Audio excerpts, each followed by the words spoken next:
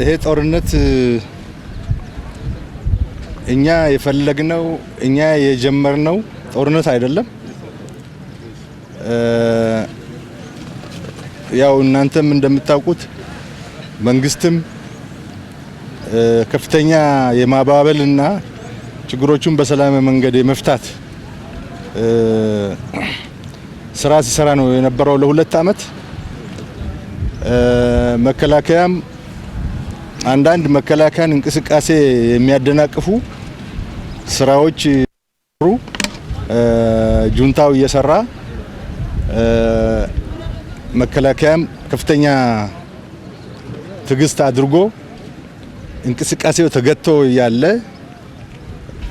በመነጋገርና በመደራደር ስራውን ለመስራት ነው ሲሞክር የነበረው። ያ ሁሉ ሲደረግ የነበረው ወደ ጦርነት ወደ ውጊያ ላለመግባት ነው። ይሄ ሀገር ተደጋጋሚ ጦርነት የተካሄደበት ሀገር ነው።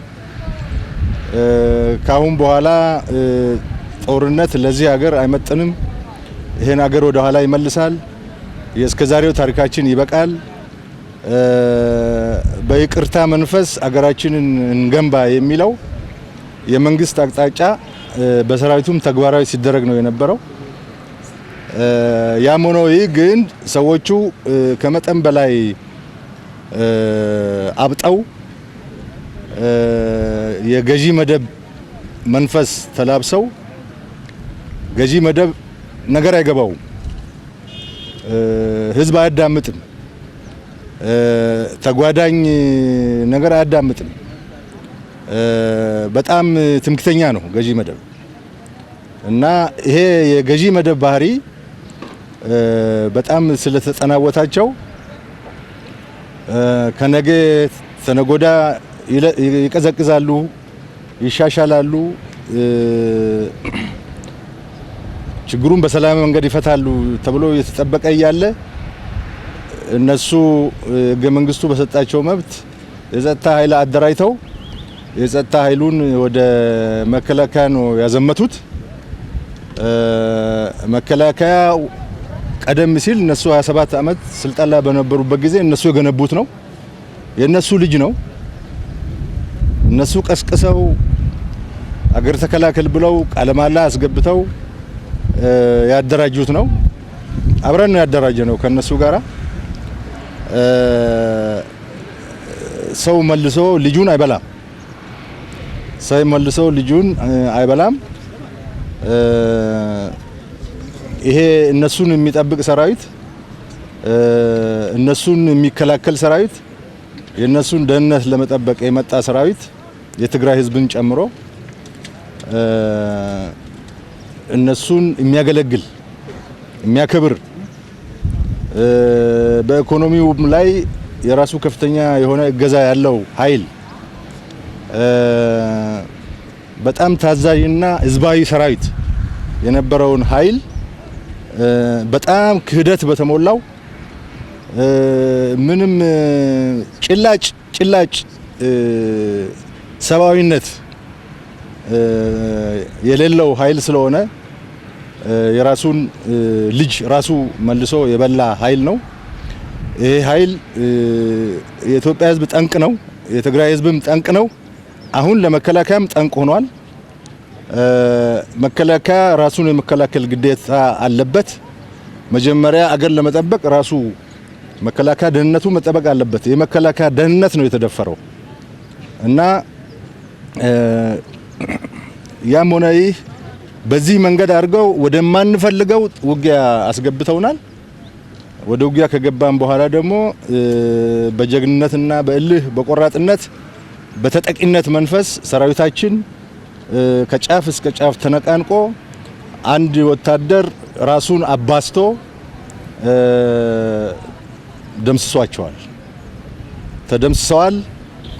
የሁለት አመት ያደረጉት ዝግጅት በሙሉ ዜሮ ገብተዋል። የመከላከያን ትጥቅ ይዘን ፌደራል እንገለብጣለን ብለው የነበረ ትጥቁ በሙሉ አራግፈዋል። ትጥቅ ማራገፍ ብቻም ሳይሆን ምንም አይነት አደረጃጀት ሳይኖራቸው ተበትነዋል በስተርጅና። አንድ እንትን ትዝ ይለኛል፣ አንድ ድራማ በስተርጅና ጣራ ላይ የሚል በስተርጅና ጣራ ላይ የሚለው ምን ማለት ነው? ያረጀ ሰው ጣራ ላይ አይወጣም። ያረጀ ዝንጀሮ ገደል አይዘልም። እና እነሱ ግን ይሄንን የተፈጥሮ ህግ ነው በሚጻረር መንገድ ነው አስበው ያለኛ ጀግና የለም፣ ያለኛ የጦር ስልት አዋቂ የለም፣ ያለኛ የውጊያ ጥበብ የሳይንስ ወታደራዊ ሳይንስ የሚያውቅ የለም ብለው ተነፋፍተው ከትግራይ እስከ አዲስ አበባ በቅርብ ቀን አዲስ አበባ እንገባለን ብለው አውጀው አባሎቻቸውን አነሳስተው የመለመሏቸውን መዋቅሮቻቸውን በዚህ ቀርጸው ሰው እነሱ አዲስ አበባ መቼ ከሳምንት በኋላ ይገባሉ ብሎ ነው ሲጠብቅ የነበረው። ይሄ እነሱ የሰሩት ነው። በጎረቤት ሀገርም ሰርተዋል። ይሄ ጎረቤት ሀገሮች ላይም 250 ሺህ ሰራዊት አደራጅተናል። ሰሜን እዝ ደምስሰን ትጥቁን ወስደናል። ስለዚህ ፌደራል አቅም የለውም። ካሁን በኋላ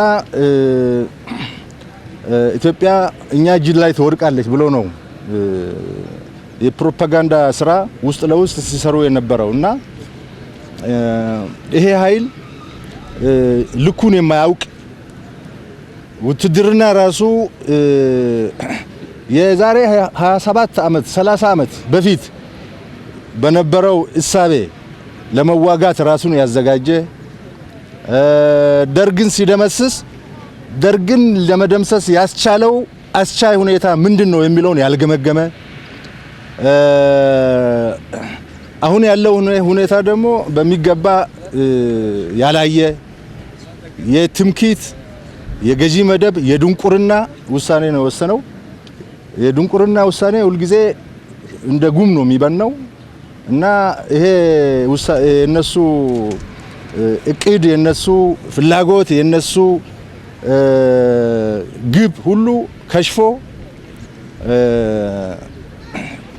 እነሱም ዛሬ ተበትነው በስተርጅና በየጫካው እየተንከራተቱ ነው ያሉት። በግለሰብ ደረጃ ይሄ ራሳቸው ያመጡት ነው እና አሁን የኢትዮጵያ ሕዝብ እፎይታ አግኝቷል። በመላ አገሪቱ አሁን ሰላም ነው። ድሮ በየቦታው እነሱ የሚለኩሱት የነበረ ግጭት እነሱ በመመታታቸው ምክንያት ሁሉም አካባቢ እፎይታ ሰፍኗል። የኢትዮጵያ ሕዝብ ተገላግሏል። ከነዚህ መሰሪ ከነዚህ በጣም አስቸጋሪ የሆኑ ሰዎች ተገላግሏል። የትግራይም ሕዝብም ነፃ ወጥቷል። ሰራዊታችን በእውነቱ ታይቶ በማይታወቅ ጀግንነት ግዳጁን ተወጥቷል። ይሄ ጦርነት በ2-3 ሳምንት ያልቃል ብሎ የገመተ ማንም የኢንተርናሽናል ኮሚኒቲም ይሁን ማንኛውም ፖለቲከኛ አልነበረም። አንዳንዶቹ እንዳውም ልትሸነፉ ስለምትችሉ ተደራደሩ ስሉ ነው የነበረው። እኛ ግን ሀቅ ስላለን ፍትህ ስላለን ስለካዱን የተካደ ሰው በጣም ኃይለኛ ይሆናል። ስለካዱን እንደዚህ ያረጉናል ብለን ስላላሰብን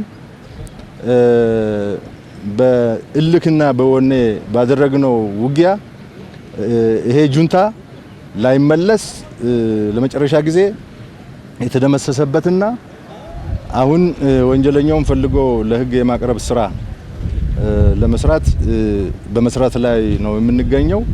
እሱንም ጠራርገን እጅ የሚሰጠውን እጁን ተቀብለን ወደ ሕግ የሚቀርበውን አቅርበን እምቢ ያለውን ደግሞ እርምጃ ወስደን ቀጠናውን ወደ ነበረበት እንዲመለስና ቶሎ ብሎ የትግራይ ሕዝብ ውሃ፣ መብራት፣ ቴሌኮሙኒኬሽን አገልግሎት እንዲያገኝ የኑሮ መዛባቱ እንዲስተካከል እና መልሶ ራሱን እንዲያደራጅና እንዲያጠናክር የማድረግ ስራ እንሰራለን። ይሄን የሚሰሩ እርዳታ እና ዝግጁነት መስሪያ ቤት ይሄን እየሰራ ነው። እኛ እነሱ የሚሰሩትን ስራ በማገዝ ህዝቡም እንዲያገግም የማድረግ ስራ እንሰራለን። ፖሊስ ተመልሶ እንዲደራጅ እና ፖሊስ ጣቢያዎች ፖሊስ እንዲኖራቸው የትራፊክ ስራ እንዲሰራ የመንግስት ሰራተኛ ወደ ስራ እንዲመለስ የማድረግ ስራ እንሰራለን። ሰራዊታችን ደግሞ የመልሶ ማቋቋም ስራ እየሰራ ወንጀለኞቹን የመልቀም ስራ ይቀጥላል። የገቡበት ነው የምንገባው። በግለሰብም ይሁን 4-5 ይሁን ሸሽቶ የገባበት ገብተን ለቅመን ይሄን ኃይል ታሪክ ካላደረግነው ትግራይም ኢትዮጵያም ሰላም የሚሆኑበት ሁኔታ የለም። ይሄ ጸረ ሰላም ኃይል ነው። ይሄ በጣም አደገኛ ጁንታ ነው። ይሄ ጁንታ መደምሰስ አለበት፣ መጥፋት አለበት። ስለዚህ ከዚህ አንፃር ነው ስራ እየተሰራ ያለው።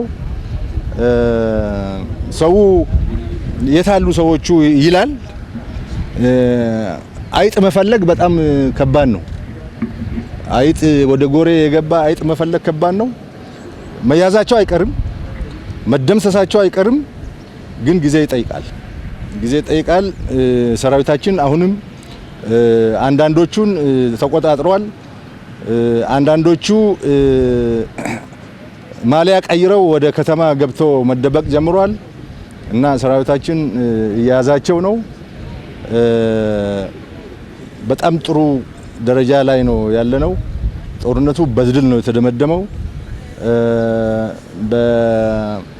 እንደዚህ አይነት ግዙፍ ኃይል ያደራጀ ጁንታ እንደዚህ በቀላሉ በ2 ሳምንት 3 ሳምንት የሚያልቅ ውጊያ ብዙ ጊዜ በታሪክም አይታወቅም። በጣም አጭር ውጊያዎች የሚባሉት በእንደዚህ አይነት ኃይሎች የተጀመረ ውጊያ አይደለም። ብርጌዶች የመደምሰስ ወይም ክፍለ ጦሮች የመደምሰስ ስራ ነው እንጂ እንደዚህ አይነት ይሄ ትልቅ ክልል ነው። ትልቅ አቅም ነው ያለው። ትልቅ አቅም ነው ሲገነባ የከረመው እና ይሄንን ታሪክ ማድረግ በአጭር ጊዜ እኛ በጣም ራሳችንን ለማድነቅ ሳይሆን በታሪክም ሊመዘገብ የሚገባ የውጊያ ፍጥነት ነው። ይሄ ደግሞ የተደረገው በውጊያ ጥበብ ብልጫ፣ በወኔ ብልጫ እና ሀቅና እውነት ስላለን የሚሊተሪ ሳይንስ በሚገባ ተግባራዊ አድርገን ያመጣነው ነው። እንደዚህ እንደኛ አይነት ጀግና የለም፣ እንደኛ አይነት ተዋጊ የለም ምናምን ሲሉት የነበሩ ጀነራሎች፣ ጡረተኞች፣ ከርተው የገቡ የጦር አበጋዞች በሚገባ ሁኔታ ሳያነቡ የገቡበት ጦርነት ስለሆነ ጦርነቱ ተለብልበዋል። ስለዚህ ትምክህት አደገኛ ነው። ትምክህት፣ እብሪት፣ እኔ ብቻ ነው የምችለው፣ ሌላው አይችልም፣ ሌላው ከኛ በታች ነው፣ እኛ የሆነ አካል ተምሳሊት ነን የሚል አይነት ጉራና ትምክህት መጨረሻው ለውድቀት ይዳርጋል። በዛ መንገድ ነው አሁን ለውድቀት የተዳረጉት። ስለዚህ ሰራዊታችን የቀረውን ስራ ጨራርሶ በቅርብ ጊዜ ወደ መደበኛ ስራው ይመለሳል። በሚቀጥሉት አጭር ሳምንታት ምን ሰርተን እንዴት አድርገን ወደ መደበኛ ስራችን እንመለሳለን የሚል ነገር እናያለን። ለዚህ ነው እዚህ የተሰባሰብነው። አመሰግናለሁ።